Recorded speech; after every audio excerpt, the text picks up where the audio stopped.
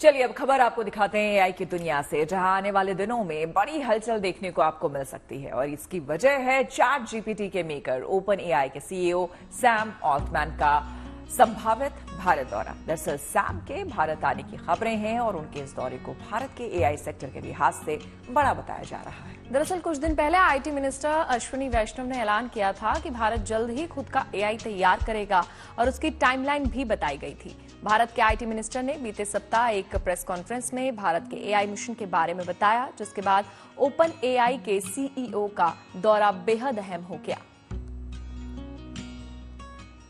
AI sector में हो रही इस उथल पुथल के मायने क्या हैं? चलिए इसे भी समझ लेते हैं ग्राफिक्स के माध्यम से। दरअसल ट्रंप के आने के बाद अमेरिका ने एआई में भारी भरकम निवेश किया है।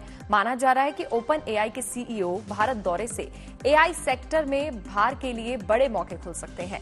और सैम ऑल्टमैन पहले ही कह चुके हैं कि हिंदुस्तान में रीजनिंग मॉडल का लीडर बनने की सारी संभावनाएं मौजूद हैं। कहा जा रहा है कि सैम ऑल्टमैन का दौरा भारत के एआई प्रोजेक्ट के लिए सही समय पर सही मौका साबित हो सकता है। इससे हिंदुस्तान में एआई सेक्टर को नई रफ्तार मिल सकती है। ओपन एआई के सीईओ का दौरा ऐसे वक्त होने जा रहा है जो वो भारत को एआई का सबसे बड़ा बाजार बता चुके हैं। हालांकि भारत भी इस कोशिश में है कि वो जल्द से जल्द अपना खुद एआई मॉडल विकसित करे जो ज्यादा सुरक्षित और भरोसेमंद हो। भारत ने इसके लिए जो टाइमलाइन तय की है वो 10 महीने की बताई जा रही है। एक तरफ भारत में एआई की भारी भरकम निवेश की बात हो रही है, तो दूसरी ओर इन एआई ऐप को लेकर सरकार और लोगों का भरोसा अभी कम है।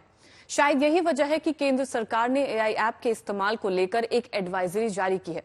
क्या है इस एडवाइजरी में, वो आपको बताते हैं। केंद्र सरकार ने अपने कर्मचारियों को चैट जीपीटी और डीप सीक को लेकर एक तरह से चेतावनी जारी की है। सरकार ने अपने कर्मचारियों से कहा है कि वो चैट जीपीटी और डीप सीक इस्तेमाल करने से अभी बचने की कोशिश करें। सरकार को डर है कि इन एआई ऐप से सरकार के गोपनीय दस्तावेज और डेटा लीक हो सकता है या किसी गलत हाथों में जा सकता है। इसलिए सरकार ने खास तौर पर कर्मचारियों से सरकारी दफ्तर के कंप्यूटर, लैपटॉप में एआई ऐप का इस्तेमाल न करने को कहा है। सरकार ने फैसला प्राइवेसी के नियमों के तहत लिया है। हालांकि सरकार ने साफ कर दिया है कि उनका इरादा इन ऐप के इस्तेमाल करने वालों का मनोबल गिराना नहीं है। आज साइबर सुरक्षा की हो रही है, तो चलिए आपको एक और खबर दिखा देते हैं। साइबर अपराधों पर लगाम लगाने के लिए वैसे तो सरकारी स्तर पर काफी कोशिशें हो रही हैं। इस बीच साइबर ठगी के मामलों पर लगाम लगाने के लिए एक पहल राजकोट में हुई है। पहल क्या है वो आपको बता देते हैं। दरअसल राजकोट में गुजरात की पहली साइबर सेंटिनल्स लैब तैयार हुई है, जो साइबर ठगों के बढ़ते नेटवर्क को ध्वस्त करने के लिए यहां की पुलिस का एक बड़ा हथियार भी बन सकती है।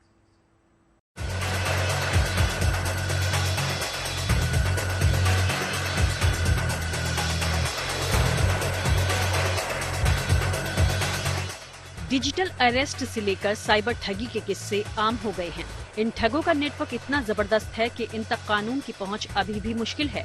लेकिन गुजरात पुलिस की एक पहल से उम्मीद जगी है।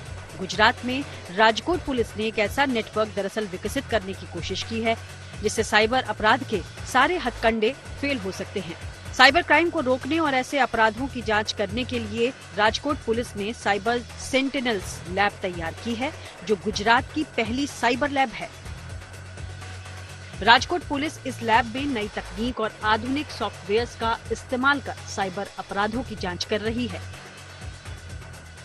इस साइबर सेंटिनल्स लैब में एक आधुनिक फोरेंसिक किट शामिल की गई है, जिसका इस्तेमाल तत्काल फाइल बनाने में होता है। मसलन किसी भी जगह पर कॉल सेंटर की जांच के लिए पेन ड्राइव या हार्ड डिस्क से पंचनामा इमेज फाइल बनाकर तुरंत एक फाइल तैयार की जा सकती है। इस किट में राइट प्रोटेक्टर भी होता है, जिसका उपयोग साइबर सेंटिनल्स लैब द्वारा किया जाता है। और इन सभी खासियतों के अलावा इस लैब में रिवर्स इंजीनियरिंग का भी अति आधुनिक तरीके से उपयोग किया जाता है, जो कि अपराधी तक पहुंचने में काफी मददगार है। यानी रिवर्स इंजीनियरिंग के जरिए कोई भी चीज किस डिवाइस से क्रिएट की गई है या सबसे पहले किस डिवाइस से भेजी गई है, वहां तक भी पहुंचने में मदद मिलती है।